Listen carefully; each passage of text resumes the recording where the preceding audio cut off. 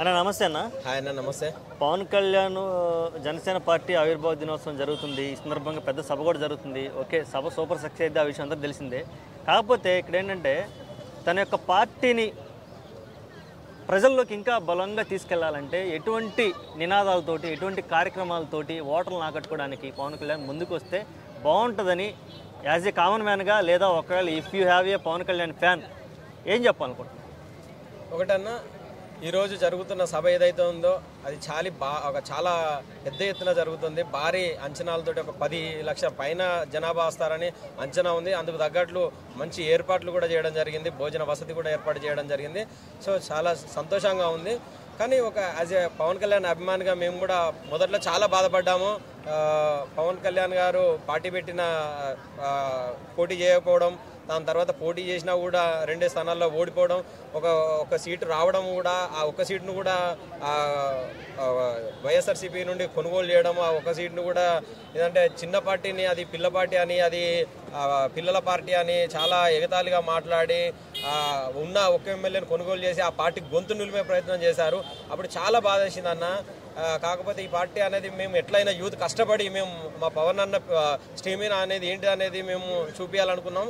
So అల్టిమేట్గా 23కి 23 స్థానాలు గెలిచి పవన్ కళ్యాణ్ స్టెమినా ఏంటి అనేది యావత్ దేశానికి చూపించాము. అదేవిధంగా మీరు అడిగినట్లు అతని పార్టీ ఏ విధంగా విస్తరించేయాలంటే దానికి తగ్గట్టు కార్యాచరణ అనేది జరుగుతుంది. అందుకు అనుగుణంగానే ఈ సభ అనేది ఏర్పాటు చేయడం జరిగింది.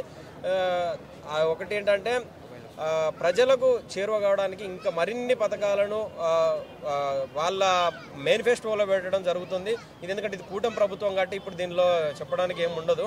ఇప్పుడు ఈ రోజు అనేది వాళ్ళ విధి విధానాలు అనేది ఈ రోజు ప్రకటిస్తారు. ఎందుకంటే ఈ రోజు వాళ్ళ సొంత కూటమికి సంబంధం లేకుండా వాళ్ళ పార్టీ ఆవిర్భావ దినోత్సవం కాబట్టి వివిధ రకాల ఏమైనా హామీలు ఉన్నా, ఆయన ప్రజలకు ఏమైనా చేయాలనుకున్నా కొన్ని ప్రకటించే అవకాశాలు కూడా ఉంటాయి. ఈ సభలో పవన్ కళ్యాణ్ గారు ఏం మాట్లాడతారని ఒక ఉత్కంఠ అయితే మాకు చాలా ఉంది. అదేవిధంగా మనం పవన్ కళ్యాణ్ గారిని చూసినట్టయితే ఒకప్పుడు పార్టీ పెట్టినప్పుడు మాకు కూడా చాలా భయం ఉండేది. ఎందుకంటే చిరంజీవి గారి తర్వాత భారీ ఎక్స్పెక్టేషన్ తోటి సభ పెట్టడం జరిగింది, అనౌన్స్మెంట్ చేయడం జరిగింది. పవన్ కళ్యాణ్ గారు పదే పదే ఒక విషయం చెప్తూ వచ్చారు, ఇల్లేమో దూరం అసలే గాఢాంధకారం, దారంతా గతుకులు, చేతిలో దీపం లేదు కానీ గుండెల నిండా ధైర్యం ఉంది అని ఒక మాట మమ్మల్ని చెప్పి ప్రేరేపించాడు. చూస్తే ఈరోజు అది నిజమైందని మేమైతే భావిస్తున్నాము. చాలా హ్యాపీగా కూడా ఉందన్న.